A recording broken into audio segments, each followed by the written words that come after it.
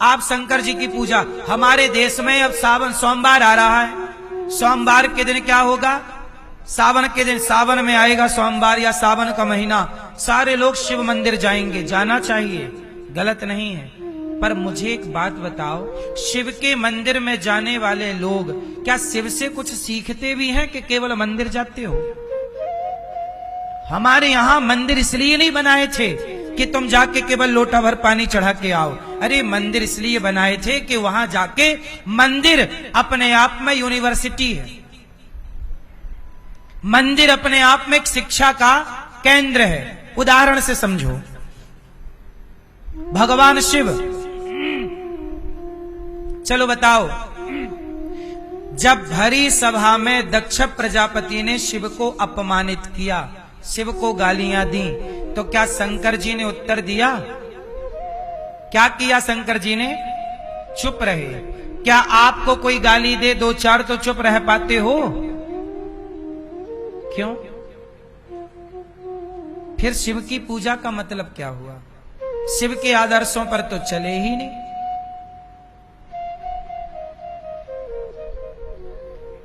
अपमान, शंकर जी ने जहर पिया, समुद्र का मंथन का क्या निकला? विष। कौन पिया? देवता डर गए, हम नहीं पिएंगे। कौन पिया? शिव। समाज के जहर को किसने पिया? शिव ने। हलाहल जहर को।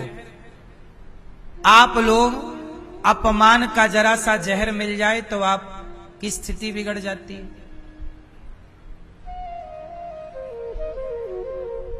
तो मंदिर जाने से कल्याण हो जाएगा तो फिर चलो सब मंदिर चलते हैं।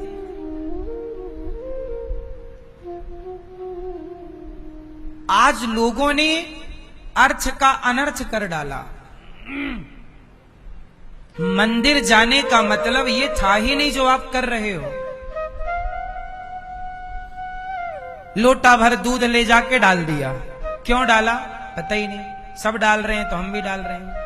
कौआ कान ले गया तो कौआ के पीछे भाग गए। कान भी तो देखते कि है कि गया।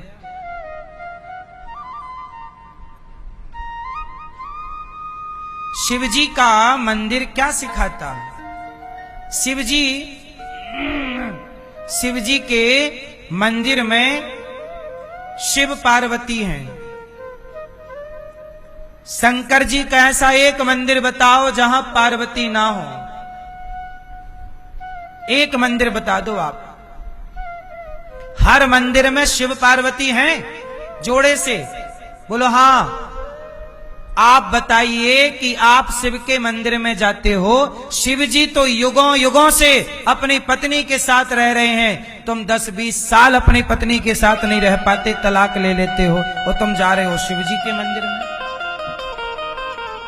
तुम्हारी गृहस्थी, पति पत्नी से तुम्हारा विवाद चल रहा है, तलाक हो गया तुम्हारा, और तुम मंदिर जा रहे हो शंकर जी के। और शंकर जी सिखा रहे हैं कि देखो, पत्नी के साथ मिलके रहो, पति के साथ मिलके रहो। सीखना कुछ नहीं है, बस जाना जाना है। शिव पार्वती का तलाक हुआ तो तुम शिव भक्तों का क्यों हो जाता है?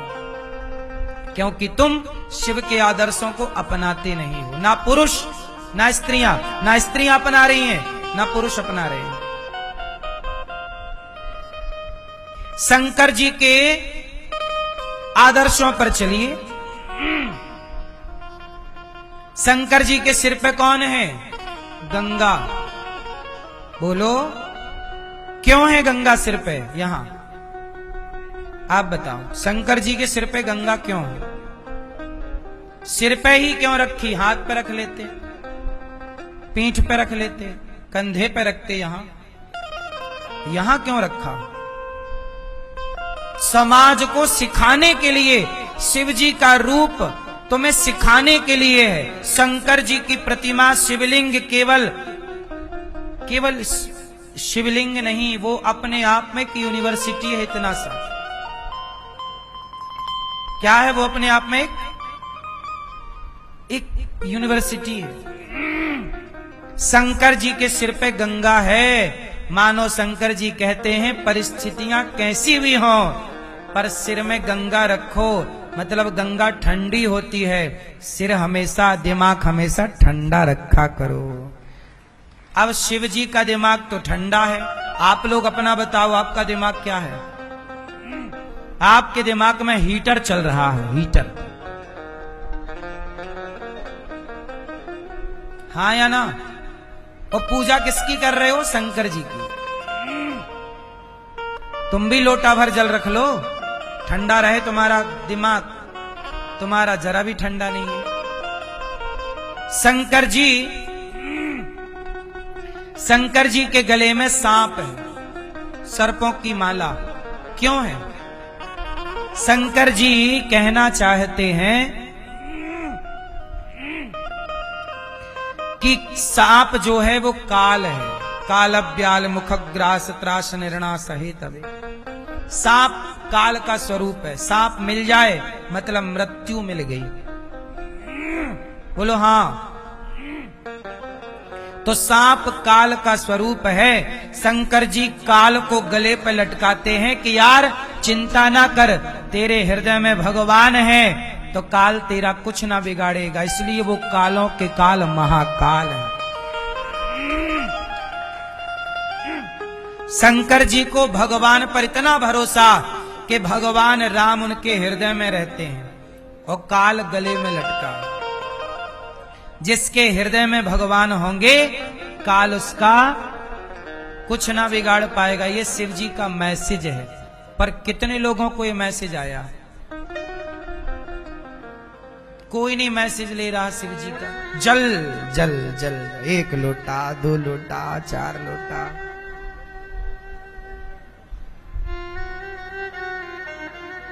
जल भी चढ़ाओ, हम मना नहीं कर रहे हैं, पर शिव के आदर्शों पर नहीं चलोगे तो क्या होगा बताओ ना।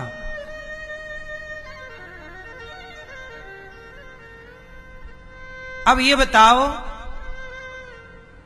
शंकर जी भभूति रमाते हैं, किसकी भभूति लगाते हैं? मुर्दे की। चलो बताओ शंकर जी भभूति क्यों लगाते हैं? उत्तर दो मेरी मां। शंकर जी भभूति लगाते हैं ये बताने के लिए, दुनिया वालों ज्यादा घमंड ना करो, एक दिन राख हो जाओगे। इसलिए भभूति राख लगी है, फिर भी तुम समझ नहीं रहे हो। फिर भी आदमी शिव के मंदिर में खड़े होके घमंड कर रहा है। शिव का भक्त है पर घमंड करता है। तो तूने शिव से इतनी बात नहीं सीखी तो काहे का शिव भक्त है? तेरा घमंड तो मिटा नहीं, तो शिव भक्त कैसे हो गया भैया? यदि शिव का व्यवहार तेरे स्वभाव में नहीं उतरा तो कैसे शिव भक्त है? राम का आदर्श तेरे व्यवहार में नहीं है तो कैसे राम का भक्त है? कृष्ण का आचरण, गीता का आचरण जीवन में नहीं है तो कैसे कृष्ण का उपासक हो गया तू?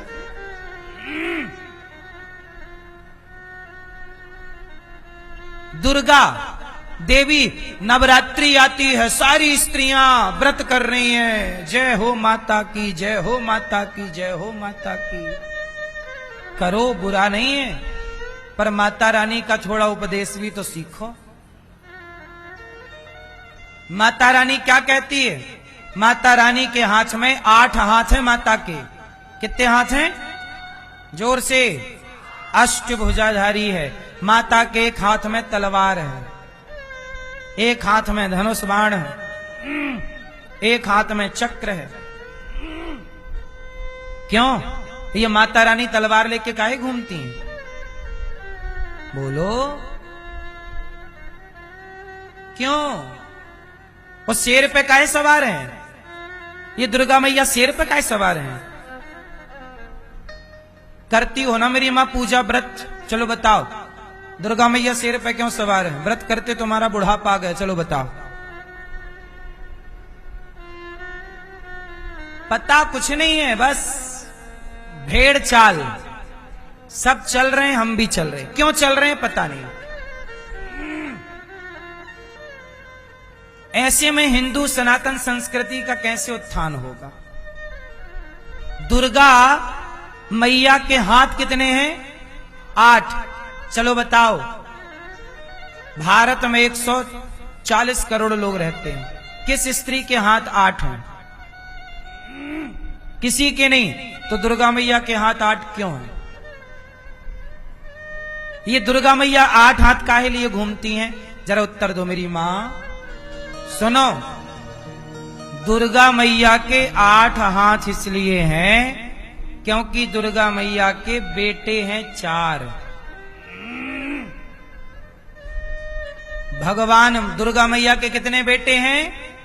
वही जो हम कह चुके, फिर दोहराना पड़ेगा। दुर्गा मैया के 4 बेटे हैं, ब्राह्मण, क्षत्रिय, वैश्य, शूद्र। दुर्गा मैया बोली कि जिस दिन तुम चारों संगठित हो जाओगे तुम्हारे हाथ हो जाएंगे 8। 4 लोगों को खड़ा करो, कितने हाथ होते हैं? 8। दुर्गा मैया बोली जिस दिन तुम संगठित हो जाओगे उस दिन हाथ हो जाएंगे 8, और 8 हाथ हो जाएंगे तो जंगल का राजा शेर भी तुम्हारे वश में हो जाएगा। देखो मैंने वश में कर रखा हूं। तुम्हें कोई जीत नहीं सकता जब तुम संगठित हो जाओगे। तो अंग्रेज क्या जीतेंगे तुम्हें, मुगल क्या जीतेंगे तुम्हें? संगठित हो जाओ। लेकिन हमारे देश में दुर्गा की पूजा करने वाले लोग भी बिखरे हैं और पूजा कर रहे हैं दुर्गा की। दुर्गा मैया संगठन, दुर्गा मैया ये कहना चाहती हैं संगठित रहो। इतना सा मैसेज तुम्हारे पल्ले नहीं पड़ रहा है और पूजा कर रहे हो। तुम पूजा करते तो रहे।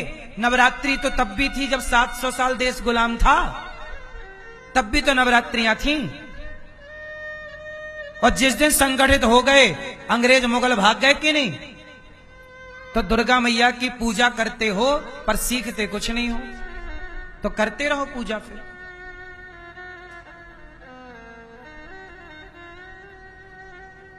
मेरी मां दुर्गा माता सिखाती हैं बेटा मिलजुल के रहो। और दुर्गा एक नारी है और नारी के हाथ में तलवार है। हमारे देश की स्त्री कैसी हो? तलवार से सुसज्जित हो। आपके पास इतनी ताकत हो कि कोई आ जाए तो आप जीत सको उन मूर्खों से। बलात्कारी आ जाए आपके सामने तो क्या करोगे? लड़ने की ताकत है। इसलिए ना हमारे देश की नारियां तलवार चला के झांसी की रानी कहलाती थी। तुम कॉकरोच से डरती हो, इसलिए कहता हूं अपनी बेटियों को भी झांसी की रानी बनाओ, बेटों को शिवाजी बनाओ। ये देश किससे चलता है? लोग कहते हैं ये देश संविधान से चलता है। ये बात सही है कि गलत है? जोर से, जोर से। लोग कहते हैं ये भारत संविधान से चलता है। मैं कहता हूं ये देश जनसंख्या से चलता है। संविधान तो तब भी था जब कश्मीर से हिंदू खदेड़े गए। जिनकी संख्या ज्यादा होगी उन्हीं का संविधान होगा। ये देश संविधान से नहीं, आपकी वोट से चलता है। आज आपकी वोट जिसको मिलेगी वो चलाएगा इस देश को। अच्छे को मिलेगी तो देश अच्छा चलेगा, बुरे को मिल गई वोट तो देश बुरा चलेगा। इसलिए देश संविधान से नहीं चल रहा है। संविधान तो कश्मीर में था, खदेड़े गए कि नहीं? हाँ या ना? जोर से।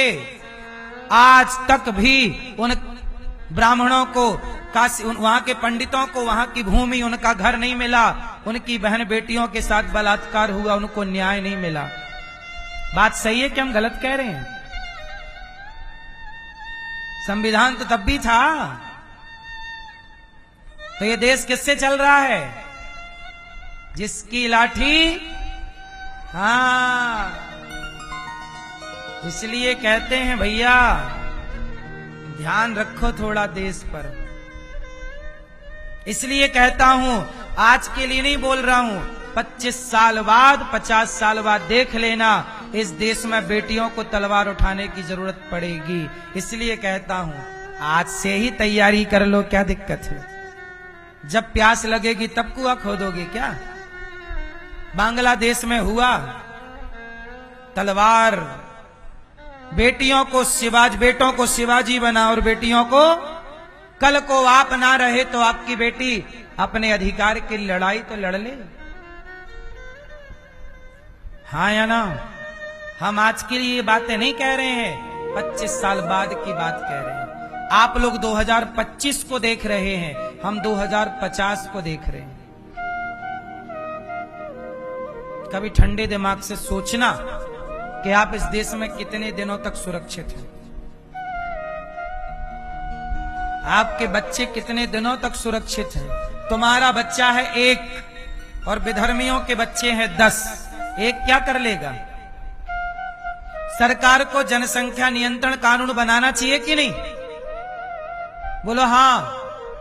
तुम्हारे बच्चे 1 पैदा कर रहे हो, तुम 2 कर रहे हो, और विधर्मी कितने पैदा कर रहे हैं? 10। तो वो 10 जीतेंगे कि तुम्हारा 1 जीतेगा? 2 जीतेंगे। वो तो बकरी की तरह काट देंगे ना। और ये क्या नहीं हो रहा है कि नहीं होगा? क्या तैयारी है आप लोगों की? यदि आज आपके घर में आक्रमण हो जाए विधर्मियों का, तो आपकी क्या तैयारी है? और आप कैसे कह सकते हैं कि नहीं होगा आक्रमण? कैसे कह सकते हैं? क्या गारंटी है आपकी? बोलो। इसलिए सरकार को चाहिए कि जनसंख्या नियंत्रण कानून बनाए। सही है कि गलत है? कितने लोग चाह रहे हैं कि इस देश में बढ़ती आबादी पर कंट्रोल होना चाहिए, जनसंख्या नियंत्रण जरूरी है। विधर्मियों का तो जरूरी ही है, हिंदुओं का तो जनसंख्या नियंत्रण ऑलरेडी है, 2 ही बच्चे पैदा हो रहे हैं। पर विधर्मियों पे लगाम लगाना जरूरी है कि नहीं? इस देश में हाथ उठाओ। तुमसे बोला भी नहीं जाता, बहुत डरे हो तुम लोग।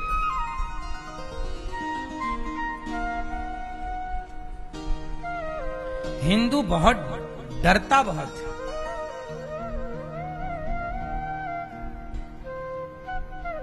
विधर्मियों को कह दो 20 पैदा करो, 20 कर रहे हैं। जनसंख्या नियंत्रण परमाणु ना काम करेगा, जनसंख्या ही परमाणु है। हाँ या ना? समझ गए हो तो ठीक है, नहीं समझे तो हम क्या समझाएं।